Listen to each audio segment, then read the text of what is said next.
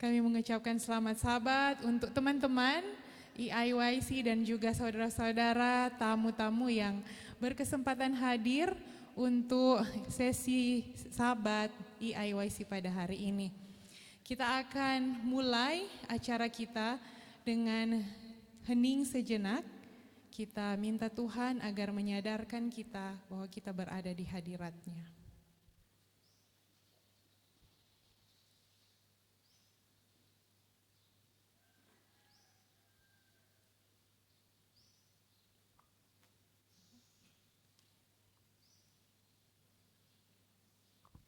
Kami mengundang mungkin saudara-saudara yang ada di belakang untuk dapat datang ke depan, sehingga bila ada teman-teman atau saudara-saudara yang terlambat, tidak akan mengalihkan perhatian kita dari ibadah. Disilakan. Kita akan memuji Tuhan dalam beberapa lagu. Lagu yang pertama adalah Come Thou Fount of Every Blessing, Tolonglah Aku Ya Allah.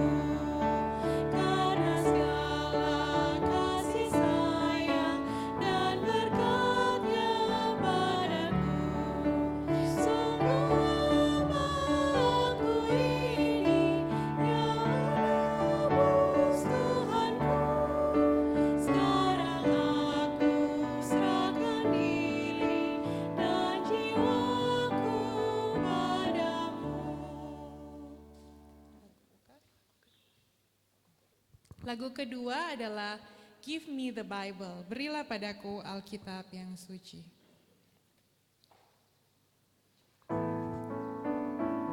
Satu stansa bahasa Inggris.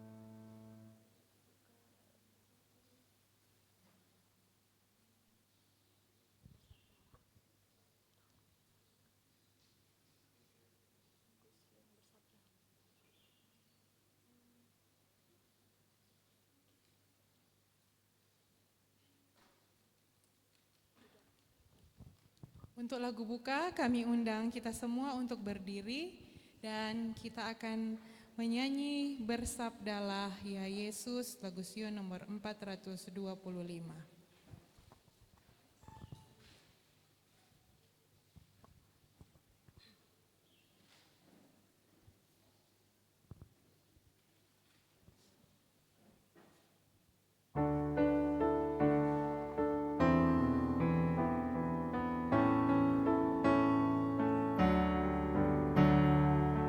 Bersabdalah ya Yesus kepada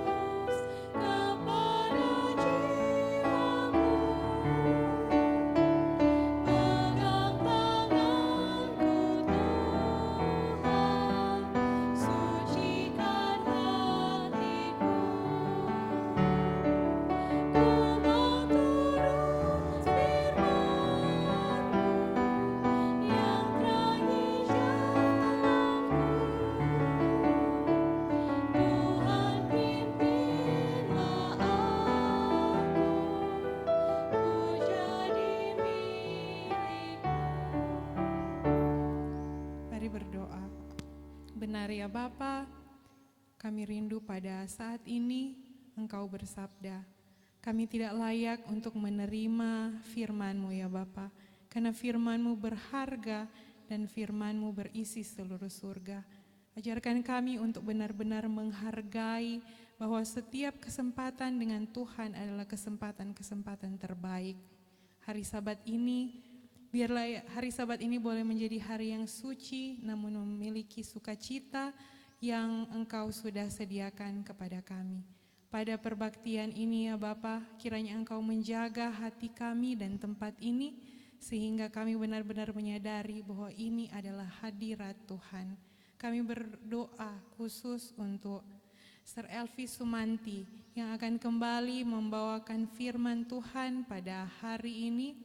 Tuhan, taruhlah perkataan-perkataan-Mu saja di dalam mulutnya, sehingga firman-Mu akan dihembuskan kepada kami menjadi bagian dalam kehidupan kami. Kami boleh dilahirkan kembali, bertobat sekali lagi, dan dipersiapkan untuk menjadi warga kerajaan surga.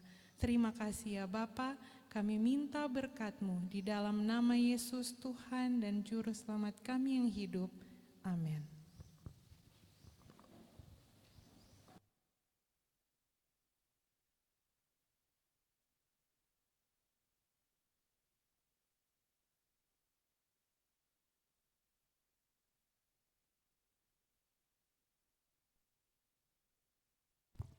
Selamat pagi dan selamat hari Sabat untuk kita semua. Oke, sebelum kita mulaikan ibadah kita, bolehkah saya mengundang teman-teman yang masih berada di bangku-bangku di belakang untuk boleh memenuhi kursi-kursi yang masih ada di depan, yang masih kosong, supaya kita lebih dekat lagi. Ya, terima kasih. Sebelum kita mulaikan ibadah kita, saya mau mengucapkan selamat datang kepada teman-teman yang sudah hadir pada acara East Indonesia Youth for Christ, dan terima kasih yang sudah hadir tepat pada waktunya. Ya, saya juga menyampaikan selamat datang kepada para dosen dan teman-teman yang sudah tiba, teristimewa pembicara Sir Elvis yang sudah hadir. Sebelum kita mulaikan ibadah kita, saya mau membacakan kutipan dari Nyonya White dalam buku Keberanian dan Perjuangan di halaman 282. Juru selamat tidak meremehkan pendidikan karena bila dikendalikan oleh kasih Tuhan dan mengabdi pada pelayanannya, budaya intelektual adalah berkat dalam Keberanian Perjuangan halaman 282 dan 282.3. Oke teman-teman, mari kita siapkan hati dan pikiran kita untuk mendengarkan firman Tuhan yang akan dibawakan oleh Sir Elvis. Namun sebelumnya kita akan menyanyikan lagu tema yang akan dipimpin oleh Praise Team.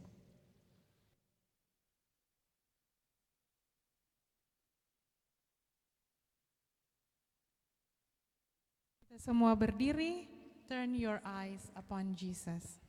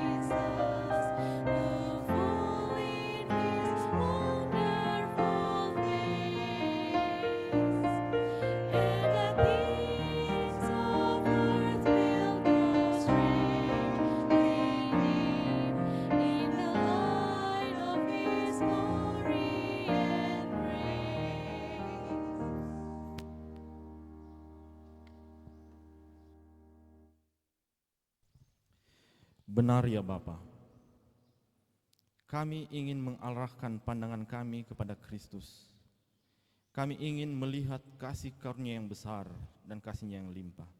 Dan bukan hanya melihat, kami ingin diubahkan ketika kami memandang kepada Dia. Saat ini ya Bapa, ketika hamba-Mu akan meninggikan Kristus dan firman-Nya, biarlah Roh Suci akan menarik perhatian kami kepada Kristus. Kami menuntut janji Tuhan.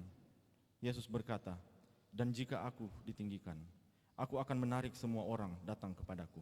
Dan inilah tujuan kami pada pagi hari ini ya Bapa. Kristus semakin ditinggikan dan orang berdosa ini menjadi semakin kecil. Inilah doa kami ya Bapa. Di dalam nama Yesus kami sudah berdoa. Amin.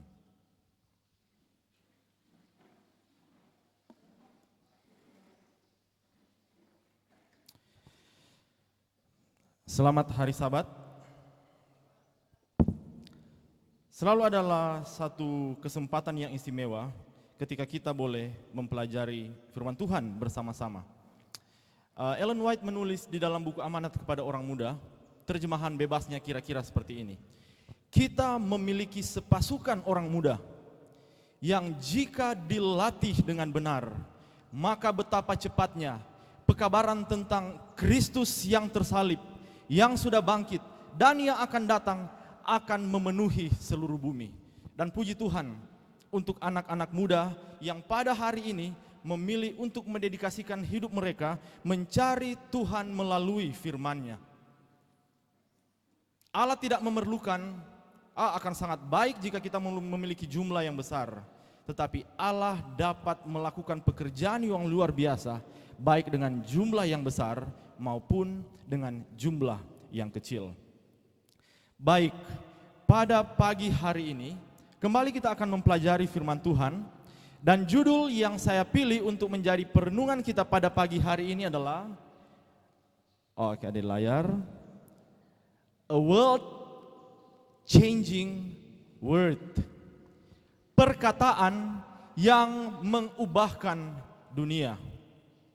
Perkataan yang mengubahkan dunia. Yesaya menulis, sebab rancanganku bukanlah rancanganmu dan jalanmu bukanlah jalanku.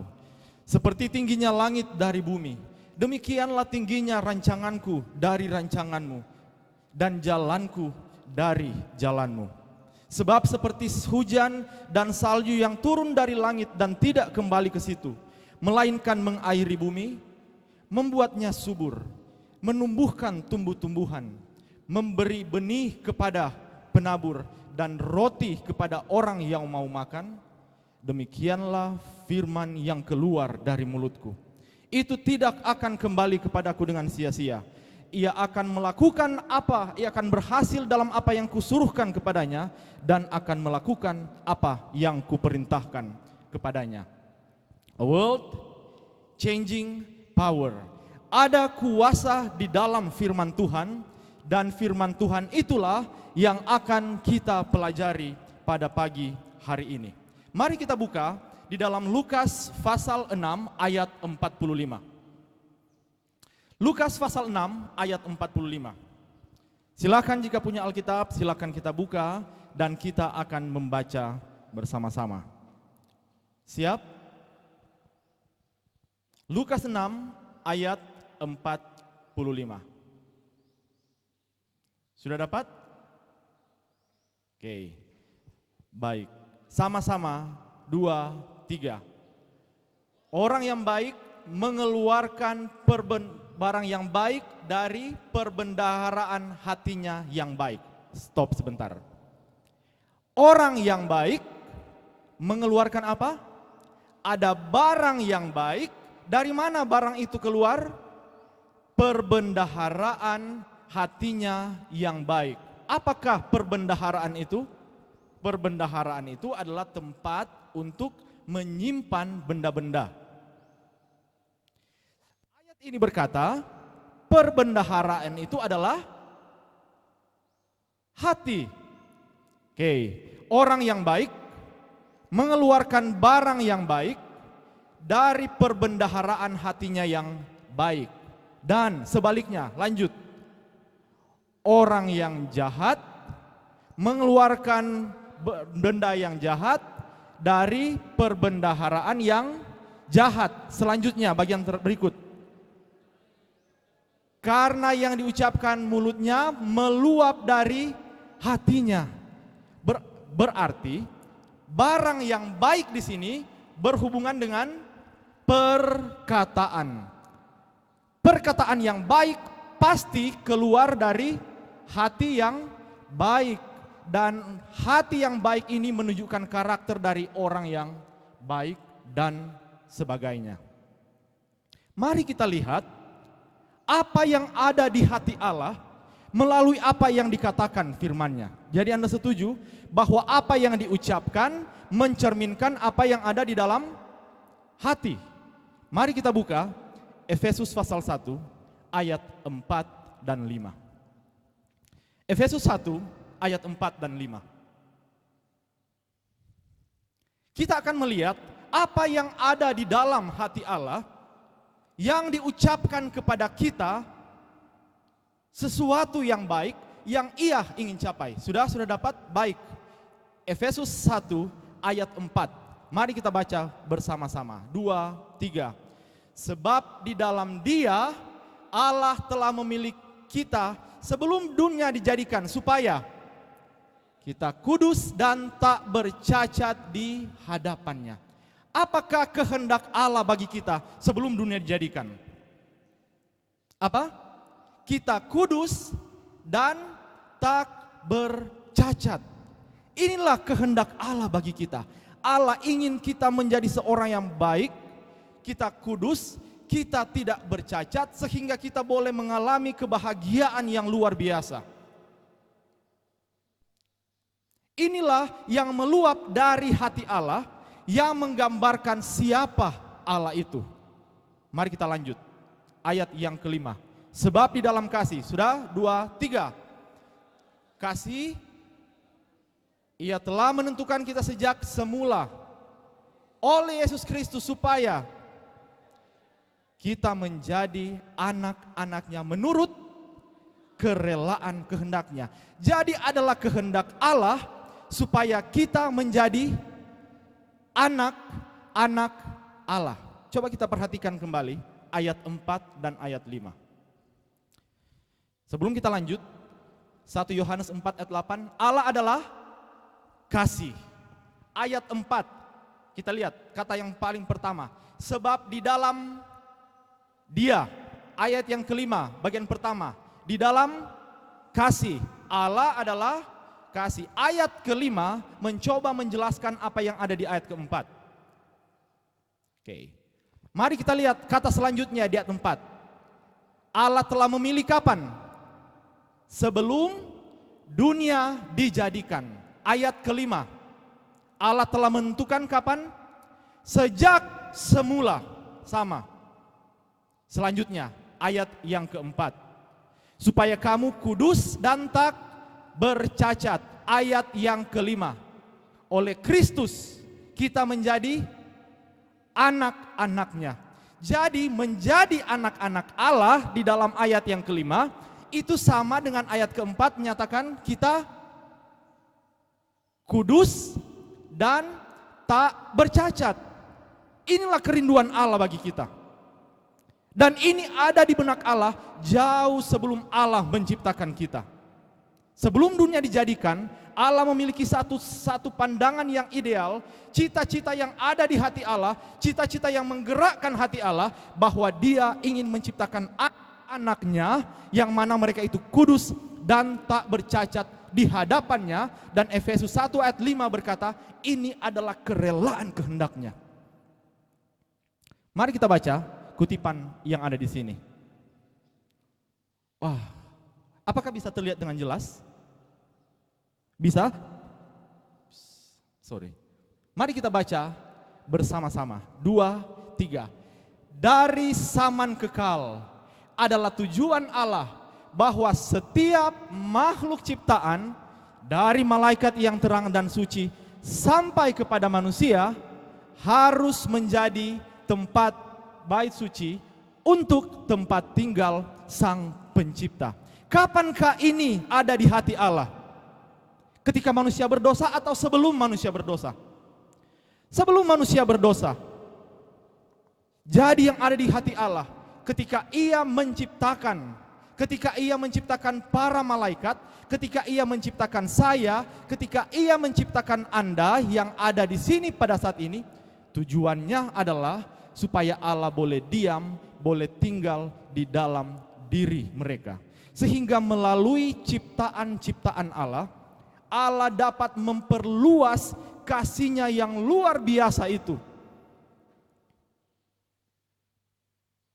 Kita harus tahu bahwa sampai ketika kita diubahkan sekalipun, kita hidup pada dunia yang tidak berdosa, kita tidak pernah bisa memisahkan diri kita dari Allah.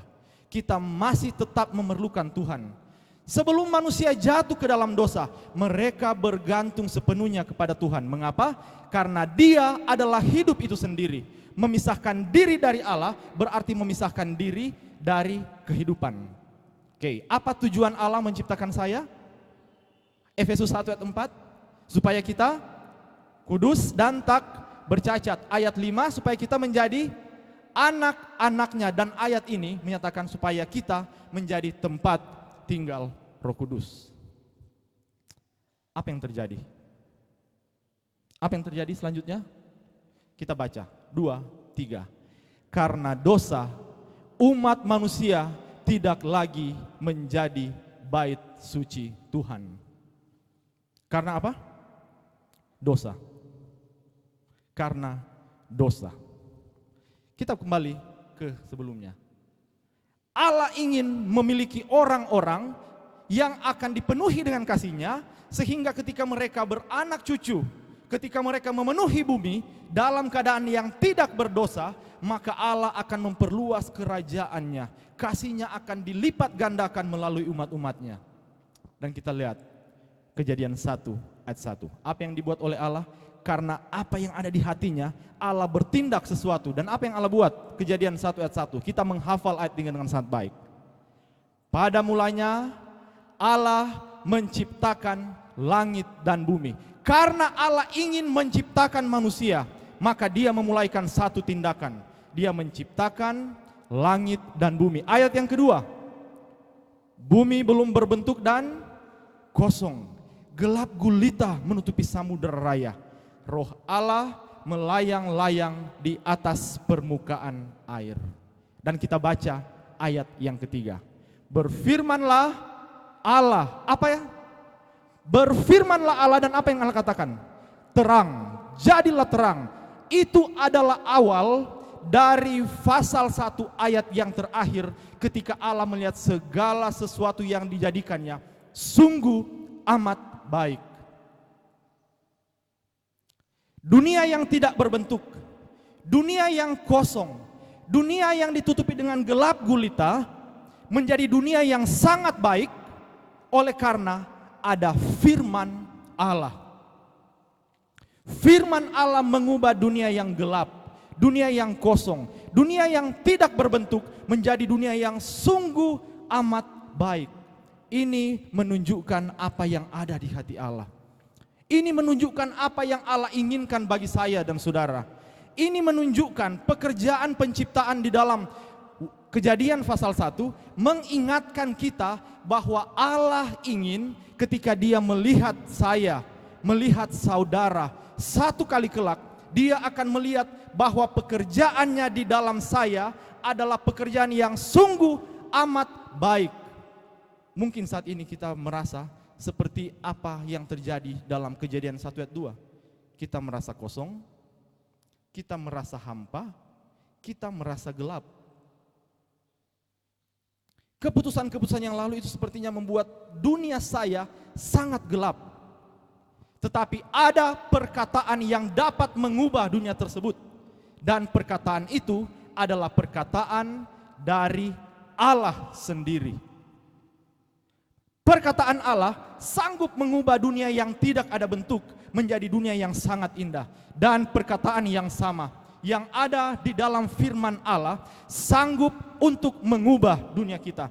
Ini sanggup untuk mengubah persekolahan Anda setiap hari, baik yang ada di SMP, SD maupun yang ada di SMA. Perkataan Allah sanggup untuk mengubah dunia kemahasiswaan Anda. Perkataan Allah sanggup untuk mengubah dunia di mana tempat Anda bekerja. Perkataan Allah sanggup mengubah keluarga-keluarga yang ada. Perkataan Allah sanggup mengubah jemaat yang sepertinya kosong, hampa, gelap, dan tidak ada pengharapan.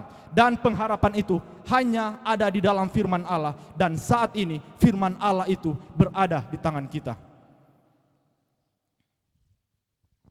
Ini menunjukkan apa yang ada di hati Allah. Tapi kita baca kutipan selanjutnya. Dunia yang indah itu rusak karena dosa. Coba kita buka Kejadian pasal 3. Kejadian pasal 3. Satu hal yang luar biasa. Kejadian pasal 1 berbicara tentang dunia yang gelap, dunia yang tidak ada bentuk, dunia yang kosong, tapi kemudian dirubah dengan firman Allah, dimulaikan dengan terang, dan kemudian berakhir dengan sungguh amat baik. Tapi kita lihat Kejadian pasal 3, apa yang terjadi di sana? Apa yang ada di sana yang kita lihat ayat 24? Apa yang terjadi? Allah menghalau manusia itu dari Taman Eden. Dari tempat yang luar biasa indahnya, Allah mengusir mereka. Kenapa? Mereka telah berbuat dosa. Mari kita lihat apa yang membuat mereka berdosa. Kita baca Kejadian pasal 3. Ayat yang pertama. Bisakah saudara-saudara, bisakah rekan-rekan anak muda mendapatkan di situ awal mula dosa? Kejadian 3 ayat 1. Ada? Ular itu berkata kepada perempuan.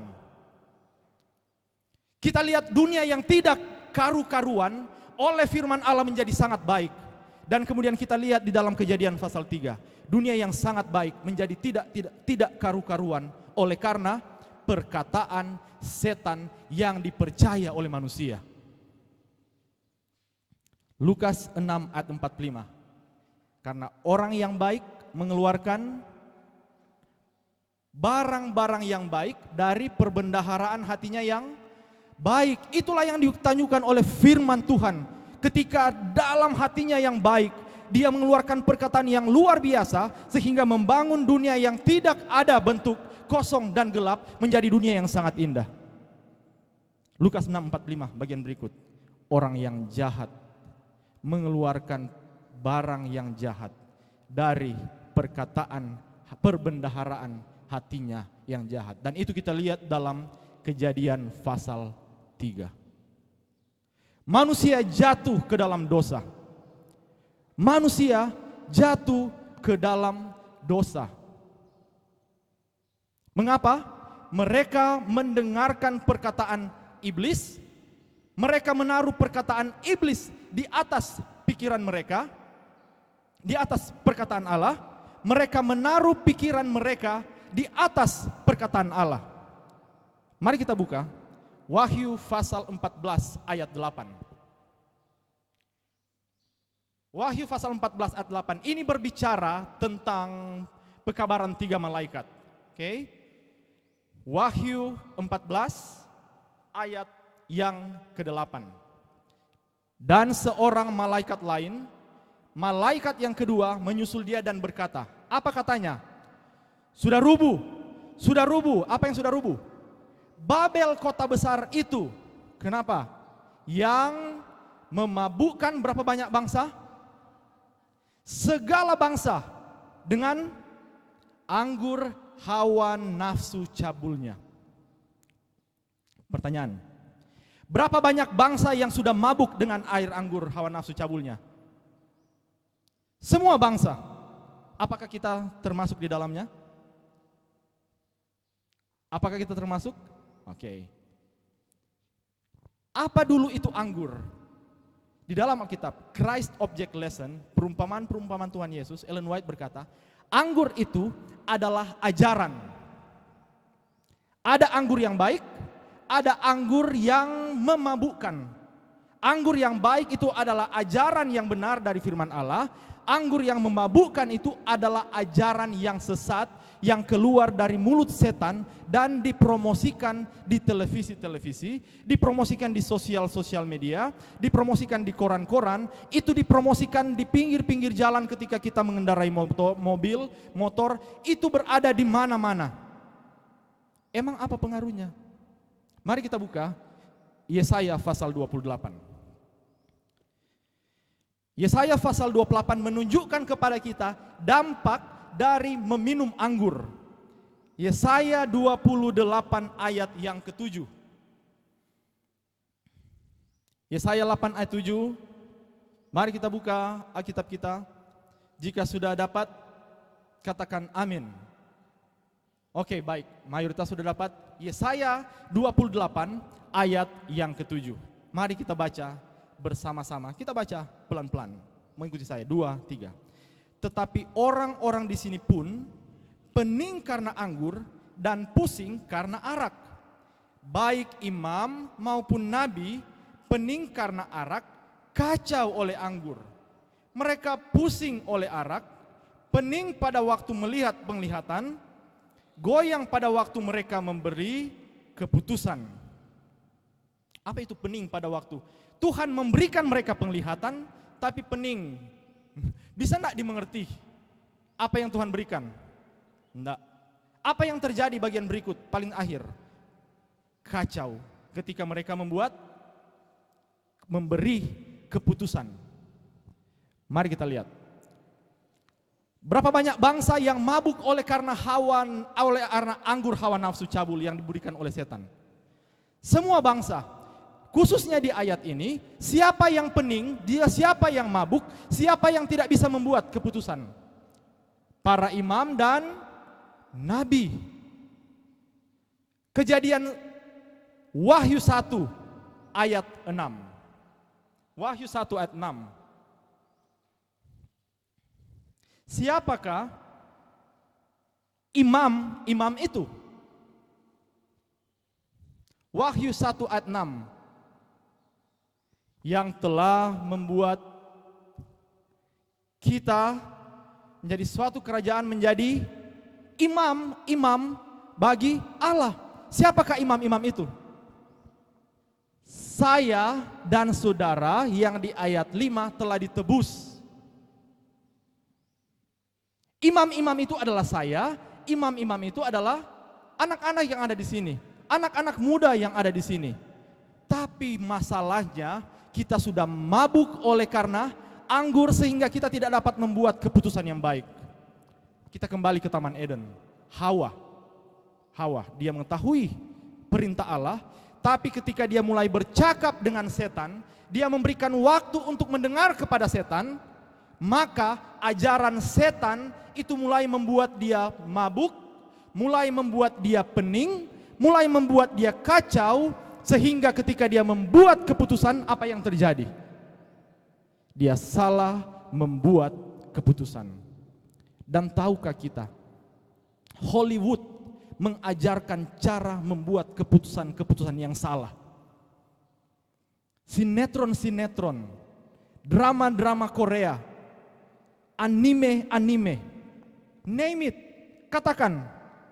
Mereka menjadi alat yang digunakan oleh setan untuk memberikan kita anggur hawa nafsu cabul, sehingga dunia kita yang seharusnya indah jika kita memiliki waktu dengan firman Tuhan menjadi kacau balau seperti apa yang terjadi di dalam Kejadian pasal yang ketiga. Oleh perkataan Allah, Allah mengubah dunia yang buruk menjadi sangat baik, dunia yang gelap menjadi terang, dunia yang tidak berbentuk memiliki bentuk yang luar biasa. Tapi dengan perkataan setan yang diterima, dipercaya oleh Hawa, dunia yang indah itu, yang terang berubah menjadi gelap. Saya membaca satu tulisan. Apakah tulisan atau wawancara di YouTube? Salah satu efek dosa yang terburuk yang dia lihat adalah ketika orang tidak mempercayai Allah. Ketika orang tidak mempercayai Allah, bagaimanakah dia akan menyerahkan dirinya kepada seseorang yang dia percaya? percayai. Dan jika Allah adalah kehidupan itu, bagaimanakah kita dapat memperoleh kehidupan? Jika Allah adalah sumber kekuatan, bagaimanakah kita yang lemah boleh bertahan di tengah-tengah dunia yang penuh dengan masalah ini? Dan itu adalah efek dosa yang paling besar. Mari kita lihat kutipan ini. Apa yang ada di hati Allah ketika Dia melihat orang berdosa, ketika Dia melihat saya, ketika Dia melihat Anda? Mari kita baca bersama-sama yang ada di layar. 2, 3. Dalam hati manusia, Dia melihat lebih daripada dosa, lebih daripada kesengsaraan. Dalam kearifan dan kasih-Nya yang tidak terbatas itu, Dia melihat apa yang Dia lihat? Kemungkinan-kemungkinan manusia, ketinggian kemana dapat ia capai. Terlepas dari keputusan yang salah yang kita buat kemarin, terlepas dari pilihan yang salah yang kita buat minggu yang lalu, terlepas dari keputusan yang salah yang akibatnya masih kita rasakan sampai pada saat ini. Ketika Kristus melihat kita, yang Kristus lihat adalah kemungkinan-kemungkinan yang ada di hadapan kita. Hal-hal yang dapat dicapai oleh Allah, hal-hal yang dapat dibuat oleh kasih karunia di dalam diri orang-orang berdosa yang telah membuat keputusan-keputusan yang salah. Mungkin Anda sudah follow sementara mengikuti akun Instagram yang salah. Mungkin Anda sementara berada di grup-grup WhatsApp yang salah. Mungkin Anda sementara subscribe di channel-channel YouTube yang salah. Tapi Allah melihat sesuatu yang jauh lebih besar dari kesalahan yang kita buat. Ini tidak berarti bahwa Allah berkata, oke saja dengan kesalahan tersebut. Tidak. Allah melihat apa yang dapat Dia perbuat melalui Anda, apa yang Dia dapat perbuat melalui kita, jika Dia akan melepaskan kita dari kesalahan-kesalahan yang kita perbuat. Mari kita baca bersama-sama. 2, 3. Dia tahu bahwa walaupun manusia telah menyalahgunakan kemurahan hatinya mereka dan membinasakan kemuliaan yang diberikan kepada Allah, namun kalik itu harus dimuliakan di dalam penebusan mereka. Allah berkata bahwa walaupun kita sudah jatuh, seberapa dalamnya pun kita telah jatuh, Allah akan datang mengangkat kita, menebus kita, memuliakan kita, meninggikan kita, supaya di dalam pemuliaan umat-umatnya, di dalam penebusan umat-umatnya, Allah akan ditinggikan. Jadi apa yang terjadi? Kita baca Yohanes 1 ayat 14. Yohanes 1 ayat 14. Dunia yang oleh perkataan setan telah berubah, sekarang harus diubahkan kembali dengan firman. Firman yang sama yang telah menciptakan bumi ini adalah firman yang sama yang harus menciptakan kembali manusia-manusia yang sudah jatuh ke dalam dosa. Yohanes 1 ayat 14. Silakan buka. Sudah? Dapat? Yohanes 1:14. Mari kita baca bersama-sama. 2, 3. Firman itu telah menjadi manusia dan diam di antara kita. Stop. Siapakah firman itu? Yohanes 1 ayat 1. Firman itu adalah Allah sendiri, dan firman itu adalah Yesus Kristus. Dan kemudian untuk mengangkat kembali manusia yang jatuh ke dalam dosa, maka Kristus harus menjadi sama dengan mereka, sama dengan kita, dan Dia harus tinggal di antara kita. Saya teringat satu cerita tentang seorang misioneri yang memutuskan untuk pergi melayani orang-orang kusta yang dikucilkan di daerah Hawaii. Dia datang dan dia kemudian berbicara tentang Kristus. Berapa banyak orang kusta menurut saudara-saudara yang akan merespons terhadap perkataan tersebut? Tidak ada. Tidak ada yang merespons. Mungkin ada satu yang dua yang percaya, tapi cerita itu berkata tidak ada yang respons. Apa yang dia buat? Dia meninggalkan semua pekerjaannya dan dia hidup, dia tinggal bersama-sama dengan mereka. Sudah tahu apa yang terjadi? Ketika orang-orang kusta itu mulai melihat misioneri ini memiliki bintik putih di tangannya. Bintik putih itu kemudian mulai menyebar. Maka mereka berkata, dia sama dengan kita. Dia sama dengan kita. Dia sama dengan kita. Dan pada saat dia memiliki kusta seperti mereka, dia menjadi sama dengan mereka, maka mereka menerima perkataan tersebut. Tahukah kita, di perjanjian lama ada banyak dusta yang dikatakan oleh setan dan orang tidak percaya. Sehingga Kristus harus datang menunjukkan kepada manusia bahwa Allah itu penuh kasih karunia dan kebenaran. Kristus harus tinggal menjadi sama dengan kita, hidup di antara kita, sehingga orang-orang boleh melihat bahwa Allah itu tidak seperti yang dikatakan oleh setan. Dan kita tahu, kemana saja Yesus pergi, dunia itu berubah. Ketika Yesus dalam perjalanannya ke Nain, bertemu dengan seorang ibu, seorang janda yang anaknya meninggal.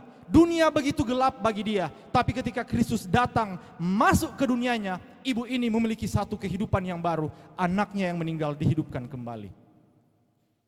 Ketika Kristus bertemu dengan 10 orang kusta, orang yang dikucilkan, tidak mempunyai pengharapan, ketika mereka bertemu dengan Kristus, maka dunia mereka berubah.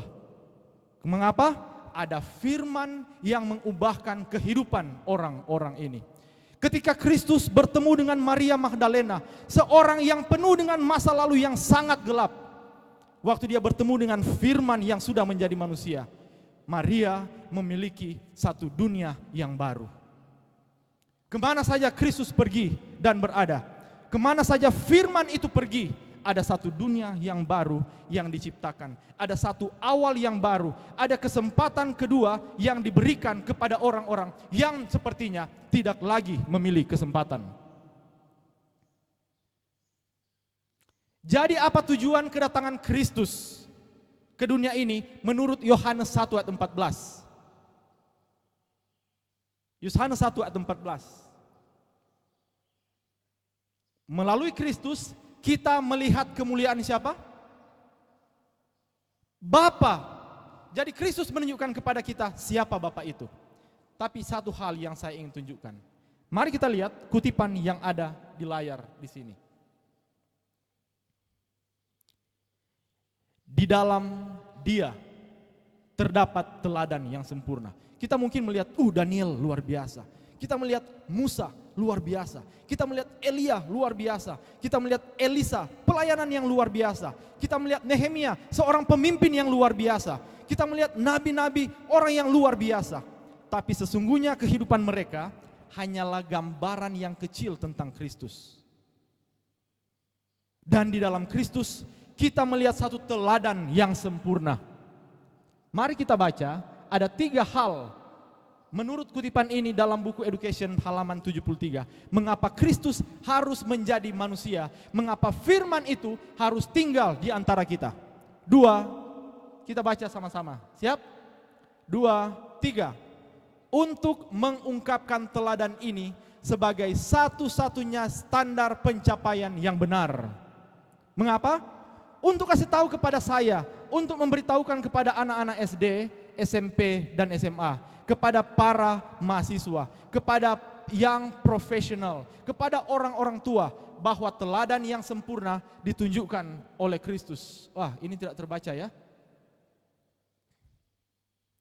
Berikutnya, untuk menunjukkan apa yang dapat dicapai setiap manusia. Jadi Kristus ingin menunjukkan kepada kita apa yang dapat dicapai oleh saya dan oleh saudara. Yang terakhir, yang kuning, 2, 3.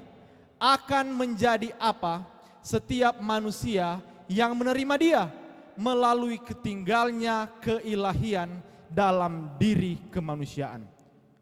Kristus ingin menunjukkan apa yang dapat terjadi ketika kemanusiaan bercampur dengan keilahian.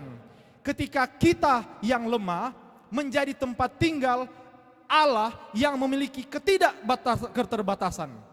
Allah ingin menunjukkan bagaimana manusia yang tidak memiliki hikmat, jika mereka bergantung sepenuhnya kepada Allah, maka mereka dapat melakukan hal-hal yang tidak dapat mereka perbuat dengan kekuatan mereka sendiri, tapi dapat mereka perbuat dengan kekuatan yang diberikan oleh Allah sendiri. Next.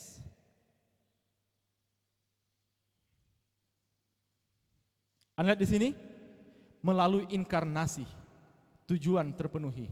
Allah tinggal di dalam diri manusia. Dan melalui anugerah yang menyelamatkan, hati manusia menjadi lagi baiknya. Masih ingat kutipan yang pertama tadi? Apa keinginan hati Allah? Allah ingin supaya manusia khususnya menjadi tempat tinggal Sang Pencipta, menjadi bait suci di mana Allah akan tinggal. Tapi apa yang terjadi? Tercapai? Tidak. Kenapa? Dosa. Tapi mari kita lihat.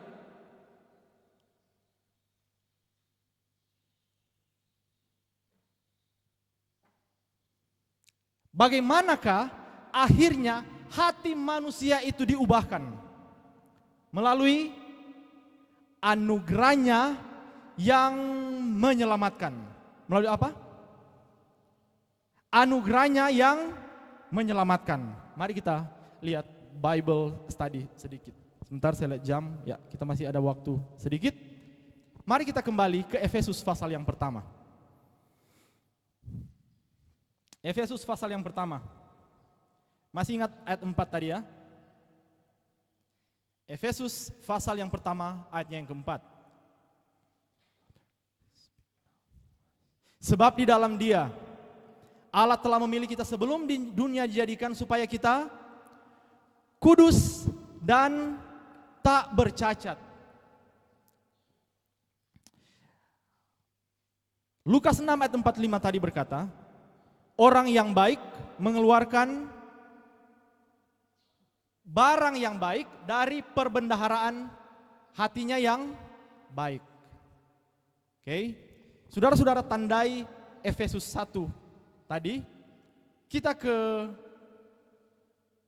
Ayub 14 ayat 4. Ayub 14 ayat 4.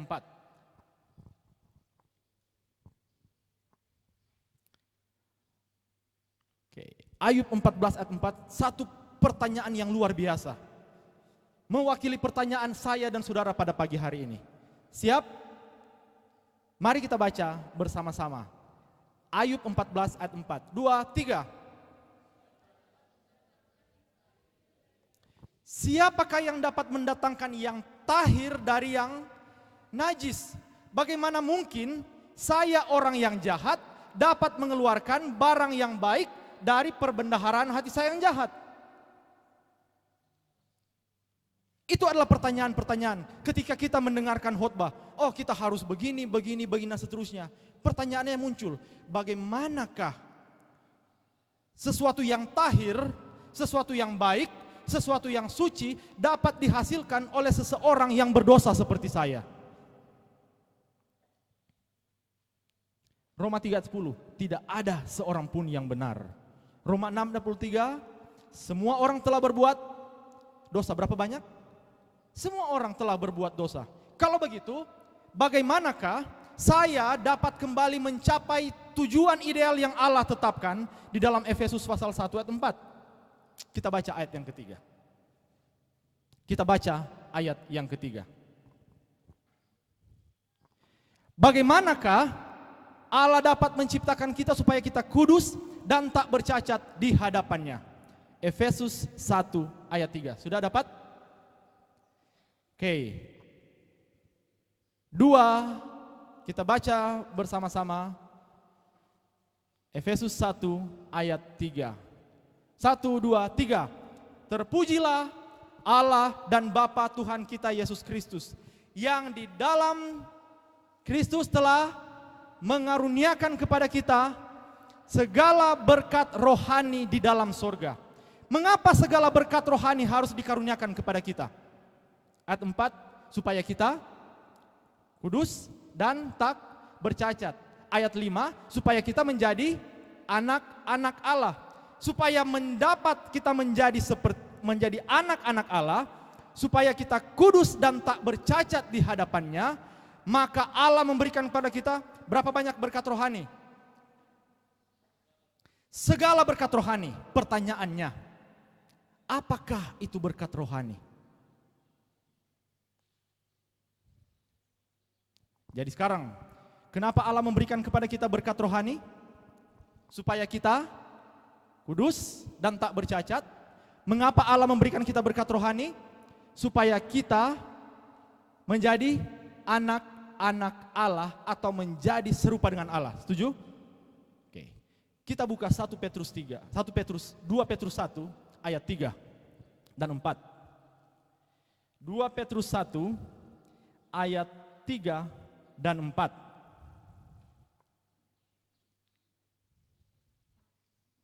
Sudah dapat?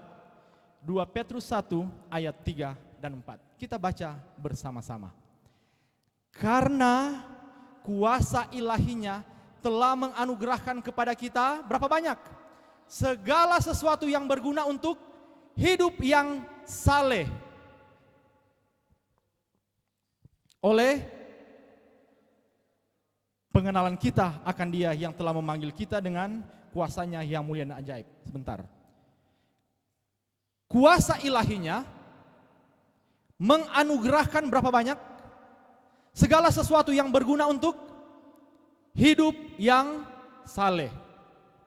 Efesus 1 ayat 3, ada berkat rohani dalam surga supaya kita menjadi kudus dan tak bercacat, kita menjadi anak-anak Allah. Apakah ini mirip? Sama.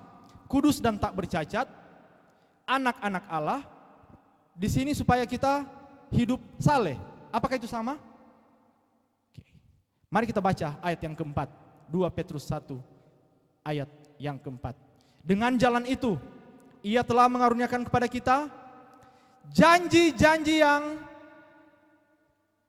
berharga dan yang sangat, supaya olehnya kamu mengambil bagian di dalam kodrat ilahi dan luput dari hawa nafsu duniawi yang membinasakan dunia.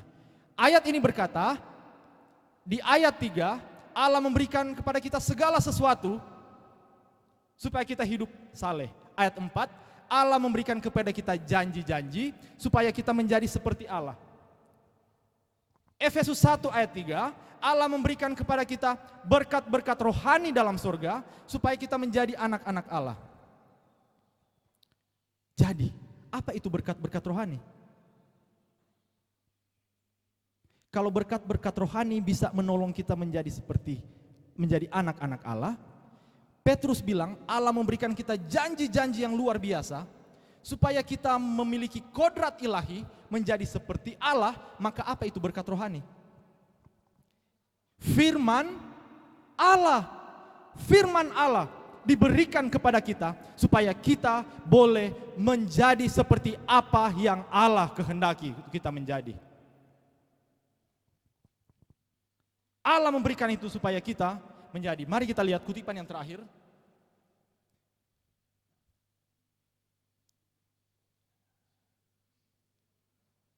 Mari kita lihat di sini. Boleh kasih white di atas ini? Oke, mari kita lihat di layar. Apakah tema dari Alkitab? Apakah tema dari Alkitab? Tema pusat Alkitab adalah rencana penebusan. Apa tema Alkitab? Rencana penebusan. Apa itu rencana penebusan? Pemulihan citra Allah pada jiwa manusia. Rencana penebusan adalah Allah ingin mengubah saya dan mengubah Anda semua. Dan ini adalah pusat, ini adalah tema dari kitab suci. Mengapa Allah memberikan kepada kita kitab suci? Karena Dia ingin memberitahukan kepada kita satu rencana yang luar biasa besarnya, dan rencana itu adalah rencana penebusan. Rencana penebusan. Coba kita lihat, setiap kitab dan setiap bagian kitab Alkitab adalah pengungkapan tema yang ajaib. Apa tema yang ajaib itu? Mari kita baca bersama-sama. 2, pengangkatan mulai. 2, 3. Pengangkatan manusia. Kuasa Allah yang telah memberikan kepada kita kemenangan oleh Yesus Kristus Tuhan kita. Jadi apa tema yang ajaib itu? Pengangkatan kita. Apa itu tema pengangkatan kita? Allah akan kembali memuliakan manusia yang sudah jatuh sangat dalam. Tetapi hal ini menunjukkan kepada kita, tidak peduli seberapa jauh kita jatuh ke dalam dosa, kasih karunia sanggup untuk mencapai lebih jauh dan mengangkat setinggi mungkin seperti dengan Allah. Itulah pekerjaan kasih karunia yang besar. Oke, apa itu berkat rohani tadi? Firman Allah, janji-janji yang begitu besar dan janji-janji yang berharga. Kutipan yang paling terakhir kita baca sama-sama. Siap? 2, 3. Tenaga kreatif yang mencipta dunia sehingga terwujud berada di mana? Di dalam firman Allah. Apa yang menciptakan dunia yang kita lihat tadi? Firman Allah. Apa yang membuat sampai dunia yang indah jatuh ke dalam dosa? Perkataan dari setan. Tapi Kristus harus melakukan sesuatu. Dan untuk mengubah dunia yang sudah jatuh ini, Dia memberikan kepada kita firman Allah. Lanjut, 2, 3. Firman ini memberi kuasa, melahirkan kehidupan. Setiap perintah adalah sebuah janji yang diterima oleh kemauan, diterima ke dalam jiwa, membawa sertanya apa? Kehidupan siapa? Allah. Di manakah kehidupan Allah berdasarkan kutipan ini? Di dalam firman-Nya. Kehidupan Allah ada di dalam firman Tuhan. Jika kita memisahkan diri dari kitab suci, berarti kita memisahkan diri dari Allah. Kita memisahkan diri dari kehidupan. Kita sementara memilih kematian. Sebaliknya, jika sekarang kita sementara memilih jalan kematian, ketika kita datang kepada Allah, maka kehidupan Allah akan dialirkan kepada kita melalui firman Tuhan. Tahukah kita? Satu kali kelak Allah akan membuat satu perubahan yang besar di dunia ini. Matius 24 ayat 14. Dan Injil kerajaan itu akan diberitakan ke seluruh dunia menjadi kesaksian bagi semua bangsa. Sesudah itu barulah tiba kesudahannya. Stop. Wahyu 14 ayat 8 tadi, masih ingat? Apa yang memabukkan segala bangsa? Anggur hawa nafsu. Dan apa itu anggur hawa nafsu? Ajaran-ajaran sesat yang dipromosikan di televisi-televisi, yang ditunjukkan di billboard-billboard, yang di-share oleh teman-teman kita di grup-grup WA, yang muncul di wall-wall setiap account Facebook yang terkonek dengan kita. Anda tahu apa dia punya anti? Obat penawar ayat 6. Wahyu 14 ayat 6. Dan aku melihat seorang malaikat lain terbang di tengah-tengah langit, dan padanya ada Injil yang kekal. Dunia diciptakan oleh perkataan firman Allah dan dirubah menjadi rusak oleh karena perkataan setan. Dan kemudian perkataan setan menjadi seperti anggur yang memabukkan, sehingga Anda memilih cara bergaul yang salah.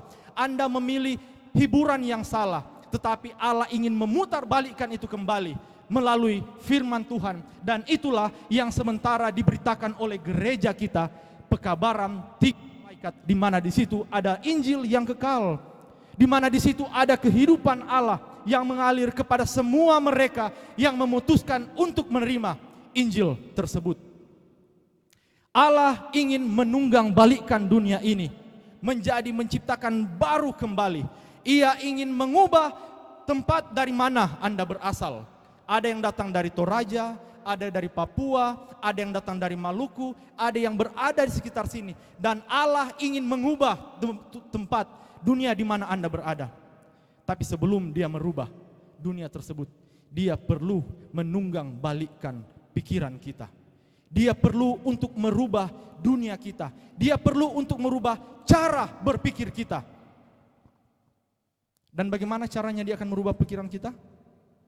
Melalui firman Allah. Satu kali kelak pekerjaan ini akan selesai. Satu kali kelak, Kristus akan menang. Jemaatnya akan menang. Injil akan dikabarkan ke seluruh dunia, menjadi kesaksian bagi semua bangsa. Dan saya ingin terlibat di dalamnya. Bagaimana dengan Anda? Sepertinya Anda masih bingung. Allah ingin mengubah dunia ini dengan Injil. Injil yang menjadi satu kesaksian bagaimana Allah mengubah orang-orang berdosa. Pekerjaan ini akan selesai. Injil akan diwartakan di mana-mana. Dan saya ingin menjadi bagian dari pekerjaan tersebut. Bagaimana dengan Anda? Allah ingin mengubah kehidupan kita terlebih dahulu sebelum Dia mengubah dunia ini. Saya ingin membuat panggilan yang pertama. Jika ini adalah Anda, saya ingin Anda untuk berdiri. Tuhan, saya ingin untuk Tuhan mencapai maksud Tuhan yang mulia tercapai di dalam kehidupan saya. Apa itu? Kristus dinyatakan di dalam hidup saya. Firman yang mengubahkan dunia ini akan mengubahkan kehidupan saya. Jika ini adalah kerinduan Anda, saya ingin kita berdiri.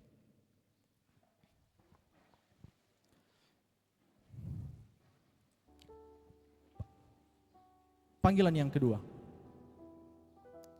Jika ini adalah Anda, saya mengundang Anda untuk datang ke depan.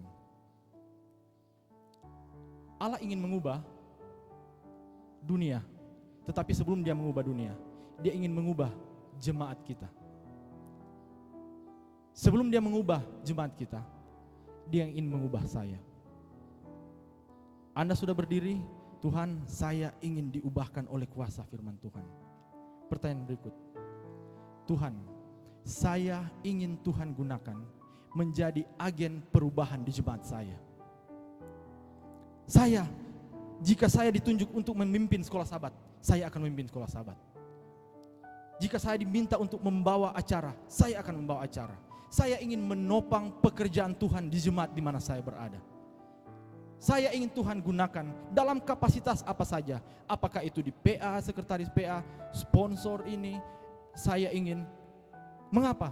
Karena saya ingin Kristus menjadi hidup di dalam diri saya. Dan sebagaimana Kristus mengubah dunia di mana Dia pergi dan berada, saya pun ingin Kristus yang sama hidup dalam diri saya, mengubah tempat di mana saya berada. Saya ingin menjadi bagian dari orang-orang muda yang jika dilatih dengan benar akan membawa pekabaran Kristus yang tersalib, yang telah naik ke surga dan yang akan datang cepat dibawa ke seluruh dunia sehingga Kristus segera datang. Saya ingin terlibat di dalam pekerjaan-pekerjaan di jemaat. Jika ini adalah Anda, silakan datang ke depan.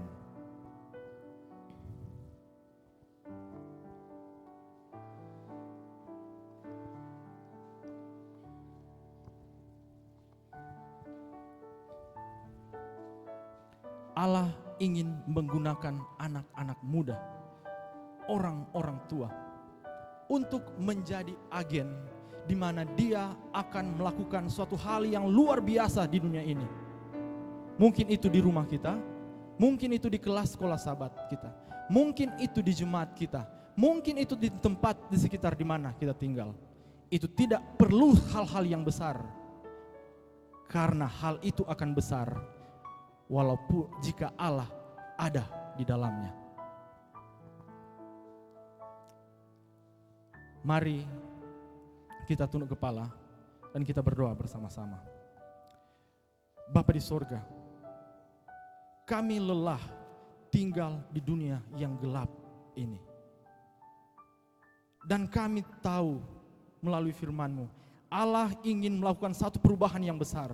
Dan sebelum Allah melakukan perubahan yang besar di tempat di mana kami berada, Allah ingin melakukan perubahan di dalam diri kami. Bapa, kami rindu untuk mengalami kuasa firman Tuhan setiap hari. Dan kami rindu Tuhan untuk menggunakan kami sebagai agen-agen perubahan di mana melalui firman Tuhan yang tinggal di dalam kami, melalui firman Tuhan yang Engkau hidupkan melalui kami, Engkau akan mengubah jemaat kami, keluarga kami, tempat di mana kami berada. Gunakanlah kami, orang-orang berdosa yang penuh dengan kelemahan, supaya orang boleh melihat bahwa sesungguhnya di dalam kelemahan kami, kekuatan Kristus menyempurnakan kami. Kami rindu untuk berdiri di tepi laut kaca, memuliakan Kristus, memuliakan Bapa untuk pekerjaan kasih karunia yang bekerja di dalam kami. Gunakanlah kami hari ini, sepanjang Tuhan izinkan, untuk melayani, sampai ketika kami boleh melihat Dia yang telah mengasihi kami dan yang telah menyerahkan nyawanya bagi kami. Inilah doa kami ya Bapa. Di dalam nama Yesus kami sudah berdoa. Amin. Tuhan memberkati. Silakan kita kembali ke tempat duduk kita masing-masing.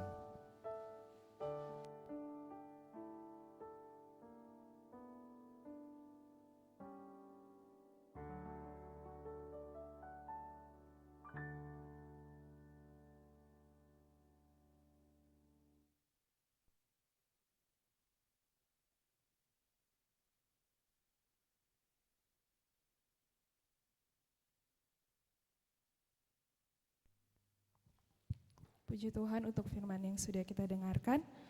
Baiklah, saat ini mari kita merefleksikan firman yang baru saja kita dengarkan bersama.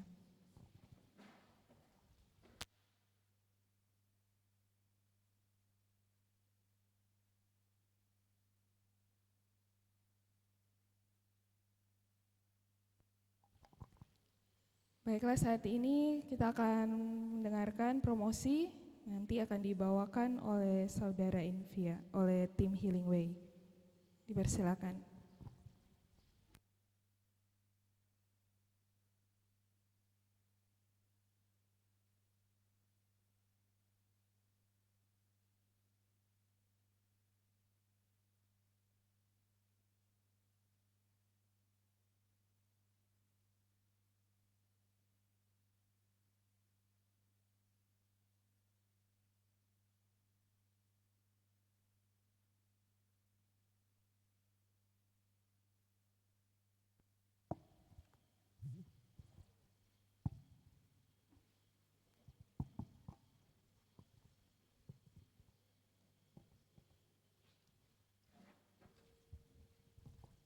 Selamat Sabat. Selamat Sabat. Masih belum, Vi? Belum Kang, masih loyo-loyo padahal orang muda. Ya. Sekali lagi, selamat Sabat. Selamat Sabat. Oke, puji Tuhan. Mungkin orang tes Jo, yang orang-orang tua duluan, siapa tahu orang tua pesora lebih kuat Kang. Kepada semua orang tua yang sudah mendukung acara ini dan sudah hadir saat ini, selamat Hari Sabat. Puji Tuhan. Puji Tuhan. Sekarang mau tes yang orang muda sekarang, jangan kalah dengan orang tua ya. Orang muda, selamat Hari Sabat. Puji Tuhan. Berarti sudah ada semangat, kerinduan untuk terus melayani Tuhan berarti, Vi. Amin. Baik, kalau tadi dibilang kita berdua berdiri di sini untuk promosi HWI atau Healing Way Indonesia. Nah, saya pernah baca di dalam kutipan Nyonya White, di sana dikatakan bahwa Injil dan pekerjaan misionaris medis ini harus berjalan bersama. Dan yang saya dengar Kak Ridley merupakan salah satu alumni pelatihan Healing Way Indonesia yang diadakan di Malang. Mungkin Kak Ridley bisa share sedikit bagaimana pengalaman yang dirasakan saat mengikuti pelatihan ini. Baik, mungkin harus saya sampaikan bahwa pertama kali saya mendengar istilah misionaris kesehatan atau medical missionary itu tahun 2000, sekitar tahun 2014 atau 2015, di mana saya masih berkuliah di Unsrat waktu itu. Dan sama sekali tidak pernah mengerti atau tidak pernah tahu apa itu misionaris kesehatan.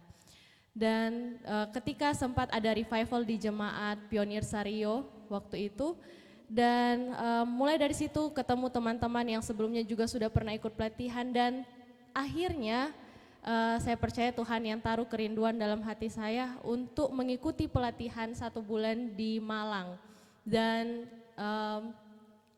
saat itu saya sementara menunggu jadwal ujian komprehensif. Agak berbeda mungkin dengan teman-teman yang berkuliah di sini. Kalau kami di sana ujian skripsi lebih dulu, kalau lulus ujian skripsi lalu ujian komprehensif. Tapi bedanya adalah kami tidak pernah tahu tanggalnya itu keluar kapan.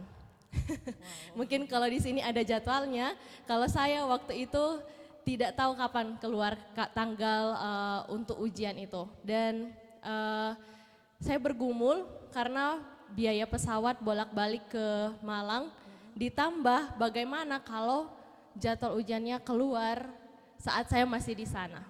Tapi Tuhan baik, kenapa? Karena ketika saya membulatkan hati untuk pergi dan saya ikut pelatihan di sana, waktu itu kami jadi 6 minggu bukan 5 minggu.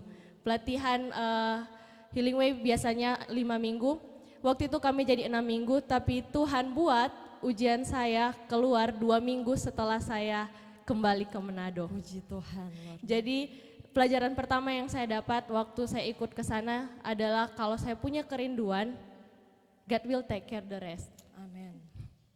Jadi puji Tuhan ya, luar biasa, pengalaman yang luar biasa di mana Tuhan yang menyediakan segala sesuatu untuk bisa berangkat ke Malang. Dan yang saya dengar di Malang selain pelatihan 1 bulan untuk medical missionaries, di sana juga sudah ada wellness ya, di mana orang-orang sakit boleh dirawat di sana. Bahkan di sana juga telah tersedia pelatihan untuk 1 tahun. Nah, tetapi Kak Titi, saya juga adalah alumni Healing Way Indonesia.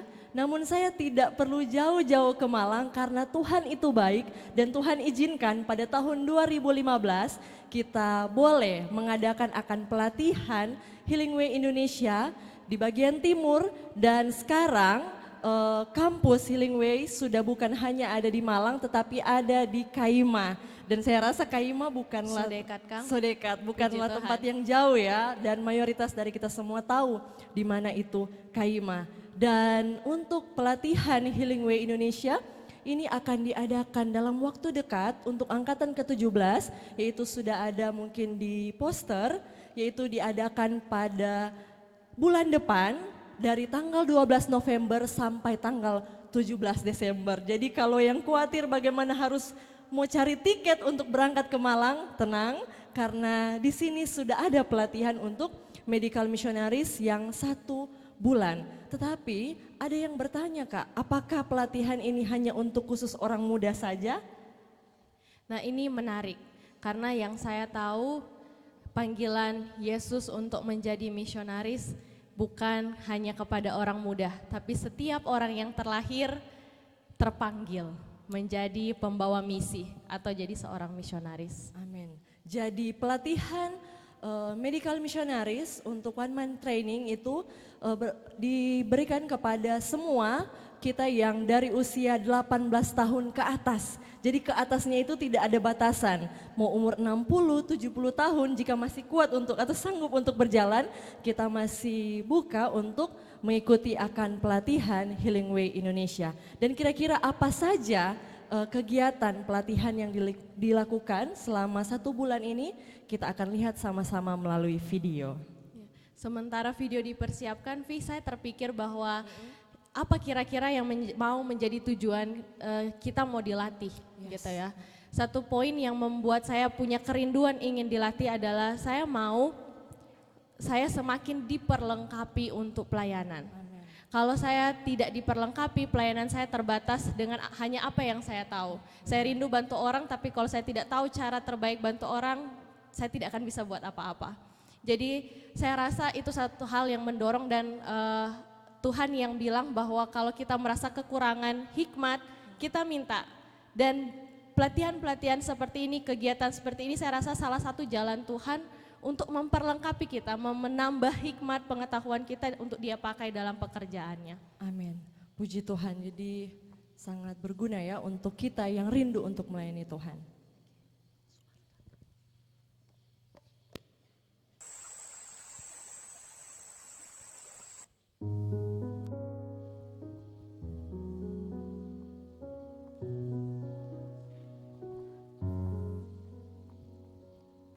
Selamat datang di Healing Way Indonesia wilayah Manado. Healing Way Indonesia adalah tempat di mana kita dilatih untuk menjadi misionaris-misionaris kesehatan. Sebagaimana namanya, Healing Way, yang artinya jalan kesembuhan atau jalan pemulihan. Di mana tempat ini kita akan mempelajari metode kesembuhan untuk berbagai penyakit yang tentunya dengan metode yang Tuhan telah ajarkan kepada kita. Bukan hanya berfokus pada kesembuhan fisik, melainkan juga pada kesembuhan secara mental dan spiritual. Di tempat ini, kita akan dilatih untuk menjadi misionaris-misionaris di bidang kesehatan, untuk menolong mereka yang membutuhkan kesembuhan.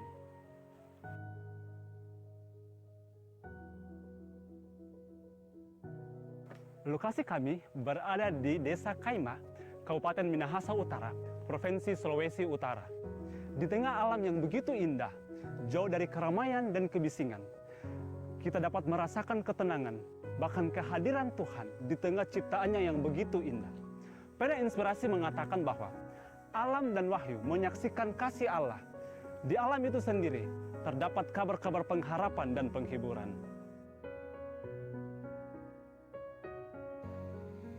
Di area Healing Way Shelter, kita akan menemukan berbagai macam tumbuh-tumbuhan organik, seperti ada buah-buahan dan juga sayur-sayuran. Dan ini merupakan makanan mula-mula yang terbaik, yang Tuhan telah siapkan untuk menjaga tubuh kita tetap sehat dan kuat. Nah, ini adalah gedung Healing Way Shelter Manado, yang masih dalam tahap pembangunan. Puji Tuhan, dan hanya dengan pertolongannya, sehingga gedung ini boleh berada pada tahap ini. Kami percaya Tuhan akan terus mengirimkan bantuan lainnya melalui saudara-saudari sekalian. Di gedung ini akan menjadi tempat untuk peristirahatan, tempat untuk mengikuti kelas-kelas, dan rencananya gedung ini juga akan menjadi wellness center di mana para pasien dapat datang untuk dirawat di tempat ini. Salah satu program kami yaitu One Month Training Medical Missionaries, di mana dalam program ini kita dilatih selama 1 bulan untuk menjadi misionaris-misionaris kesehatan dimanapun kita berada nantinya. Setiap kegiatan kita akan menyesuaikan dengan jadwal. Pagi-pagi benar, kita akan mengawali hari dengan menikmati makanan rohani, dengan mendalami buku kebahagiaan sejati dan syairi. Kemudian dilanjutkan dengan kegiatan berolahraga, bersih-bersih, dan memasak. Setelah itu, kita akan menikmati makanan jasmani yang baik dan sehat bagi tubuh kita. Kemudian kita akan bersiap-siap untuk mengikuti kelas. Setelah semuanya siap, kita akan mengikuti kelas. Dan disinilah kita akan menerima berbagai macam ilmu, baik secara teori maupun secara praktek, untuk menjadi bekal kita ketika kita ingin menjangkau orang lain. Sehabis kelas, kita akan menikmati lagi makanan sehat, kemudian beristirahat, dan setelah itu, kita akan berdoa bersama, di mana kita akan menyatukan hati untuk berkomunikasi dan bermohon kepada Tuhan. Di sore hari, akan ada kegiatan work education, di mana kita akan melatih diri untuk bekerja dan bekerja sama. Malam hari, kita akan menikmati kembali makanan sehat, mengikuti kelas lagi, dan kemudian kita akan beristirahat. Demikianlah sekilas tentang Healing Way Indonesia. Kami mengundang saudara-saudari sekalian dari berbagai kalangan untuk bergabung bersama-sama dengan kami. Pekerjaan misionaris medis harus menjadi bagian dari pekerjaan setiap gereja di daerah kita. Kita telah sampai pada satu masa di mana setiap anggota gereja harus melakukan pekerjaan misionaris medis. Biarlah kita menjadi saluran berkat bagi jiwa-jiwa yang membutuhkan kesembuhan, baik secara fisik, mental, dan rohani. Tuhan Yesus memberkati kita.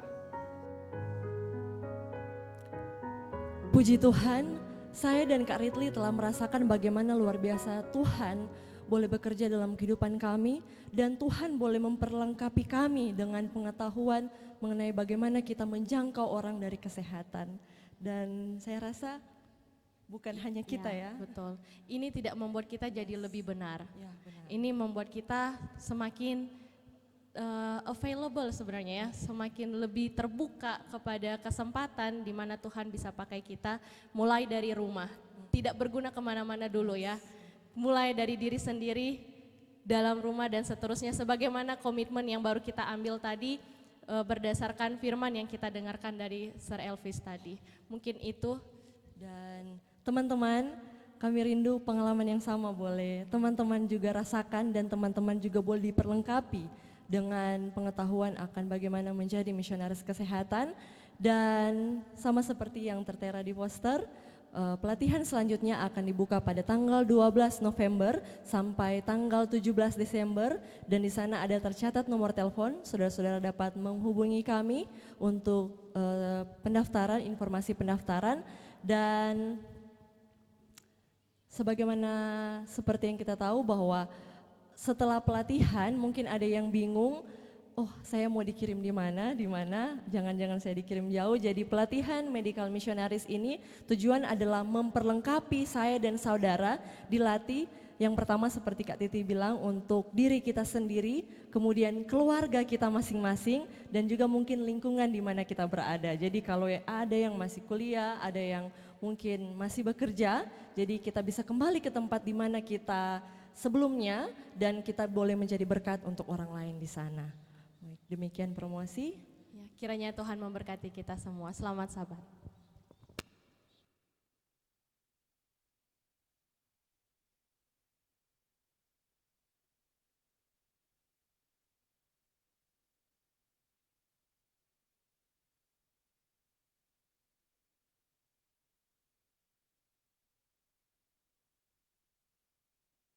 Baiklah, untuk saat ini sebelum kita akan memasuki Divine Worship, kita akan ada toilet break. Jadi kita boleh mungkin ke toilet, ada stretching sedikit sampai pukul 10.50 kita boleh kembali ke tempat ini dan akan masuk ke Divine Worship. Mari tetap jaga, minta Tuhan untuk menjaga hati kita tetap suci dalam hari Sabat ini.